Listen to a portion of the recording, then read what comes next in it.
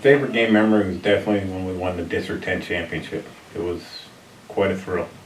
Later. Thank you. All right. Okay. I'm gonna send you back in here like momentarily. Actually, do one of you mind staying in here just to make sure that everything's going okay? Would you want us to, or should we work on our project together and we can just poke in once in a while? I want you to at least poke in and make sure it's going well. Okay. We can definitely do. All right. So you can go. Thank you. Yep. All right. All right, you ready? You All can, right. So, go ahead. obviously I said my name's Ryan Saxman, but so we're gonna ask you some questions about your basketball career and like your teaching career here at Corry, because you coached and taught here, right? Yes. Yeah. All right. So the first question is, how big was the team when like you first started coaching? When I first started, excuse me, I started in a junior high program, and I had 40 to 50 kids, and then I usually kept 15 to 18 on the team at a time. That's a lot of kids. That's a lot of kids, but we had a lot of kids that wanted to play. I don't know how it is today, but that's kind of the way it was. And it stayed that way most of my career till probably the last 4 or 5 years. The last 4 or 5 years, it seemed like it got difficult to get kids to come out. But I always attributed that to kids weren't gym rats anymore. You know, you didn't see them out in the playgrounds, you didn't see them at the Y. We had a difficult time getting them to summer camps, and there were just a lot of other things for them to do, and you know, and they were doing multiple things, multiple sports. Fewer kids in the school. I mean, we saw that too. The school classes got smaller and smaller, so it definitely changed over my lifetime. Okay. Which grades did you coach for? Well, I started here in Corry in 8th grade. I coached 8th grade 1 year, and then the next year moved to the junior varsity. Taught or coached there for close to 10 years, and then I became the head coach and coached there for probably 10 years. That's interesting. What was your favorite like game memory? Truthfully, my favorite game memory of all games was when we were able to hold an opposing team to a designated point total. You know, I was so very pleased if we could hold a team under 40 points. You know, I was just proud of the kids and how hard they worked, and it didn't matter what our record was, it didn't matter who the kids were. The harder they played, the better we played defense, the happier I was. Yeah. What was your hardest loss? Boy, I had several. We had several losses that we lost in overtime. I had one loss that we lost in double overtime. I believe that was at Girard 1 year in a crucial game. We lost in a double overtime game over there.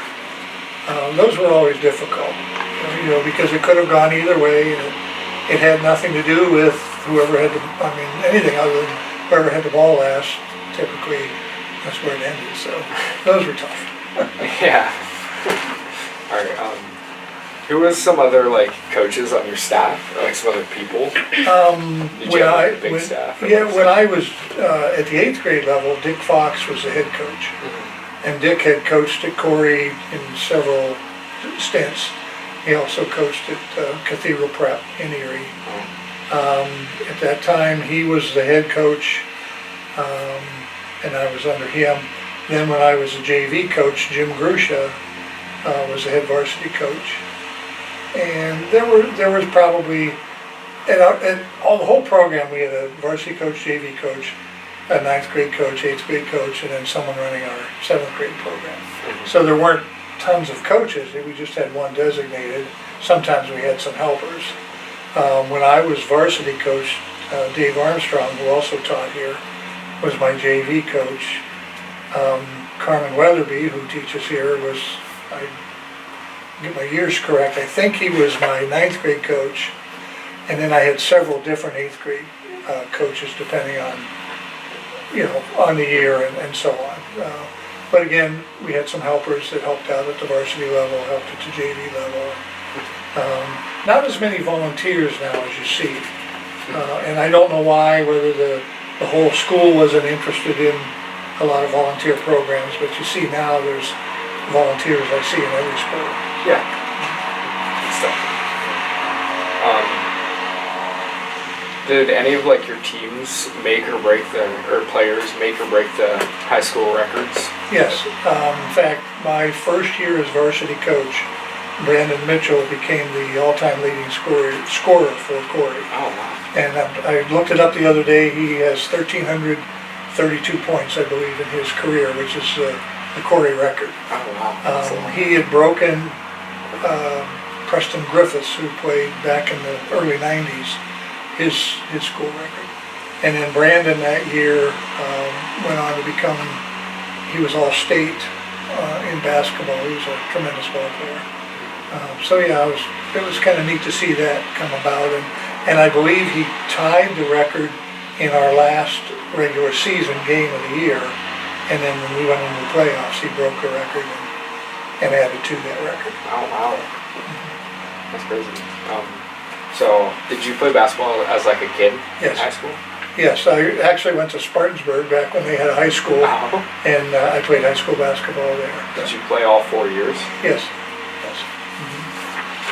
Yeah, I actually started varsity as a 9th grader and played all the way up through. Why did you want to coach basketball? Well, number one, I've always loved the sport. I like working with kids, or not so much now, but I used to work a lot with kids. I coached track, coached basketball, did a little bit of football, helped out at the Corry Rod and Gun Club with the trap team. So I've been involved with that, and then my own kids played basketball. My oldest son loved basketball, so it made it easy for me to just fall right in. But yeah, I've always loved the sport.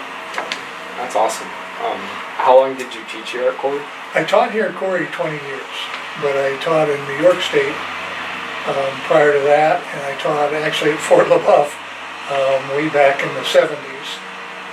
So I was in a couple different places, and then in the middle there I had an 11-year time where I was in business and I wasn't teaching. But then my last 20 were here at Corry. What did you do with it? So the question was about our band. Well, yeah. Sorry, I just like to blab. That's okay. Yeah, so we've played a few major Christian festivals. We've played Alive in Ohio and Creation down in Mount Union a few times. Haven't really gone out on the road, other than just weekend ventures. Unfortunately, we all still have jobs that pay the bills other than music, but it's been a long, slow process. I probably started playing in this band when I was 13, and it started getting more serious around the mid. Then after that, it's just been building, and we get bigger venues, and we build up the equipment that we take around, and Changed a couple members. change a lot of members. My brother and I are the only two original members left 14 years later. How many members are there? Right now there's five members. What do you do? I play I've never listened. I play the drums, and I sing backup vocals. Oh, okay.